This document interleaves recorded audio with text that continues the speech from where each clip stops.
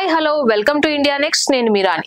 చిరంజీవి రాజకీయ పార్టీ అయిన ప్రజారాజ్యం ఓటమితో ఘోరంగా కుంగిపోయారు మెగా అభిమానులు. వారందరికీ మగధీర సక్సెస్ తో భారీ బూస్ట్ ఇచ్చారు రామ్ చరణ్. మగధీర సక్సెస్ సెలబ్రేషన్స్ తో ప్రజారాజ్యం ఓటమిని మర్చిపోయేలా చేశారు. అలాంటి మగధీర సినిమాను అందించిన రామ్ చరణ్ పై చేసిన ఓ ఫ్యాన్ మేడ్ వీడియో ఇప్పుడు ప్రస్తుతం సోషల్ మీడియాలో తెగ వైరల్ అవుతుంది.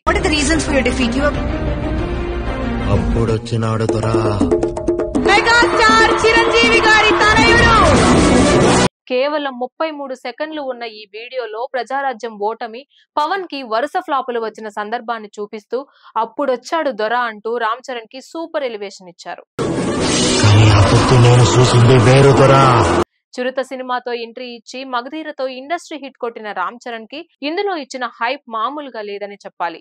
ఇంద్ర, ఖుషి లాంటి ఇండస్ట్రీ హిట్లు చూసిన ఆడియన్స్ మగధీర రిలీజ్ రోజు చూసింది వేరుదొర అంటూ వీడియో వేరే లెవెల్లో ఉంది. భీమ్లా నాయక్ సినిమాల్లో పవన్ కళ్యాణ్ గురించి రానాకి ఇచ్చిన ఎలివేషన్ సీన్ ను ఇందులో వాడుకున్నారు. ఇక మగధీర సమయంలో థియేటర్లలో దగ్గర హంగామాను కూడా చూపించేశారు.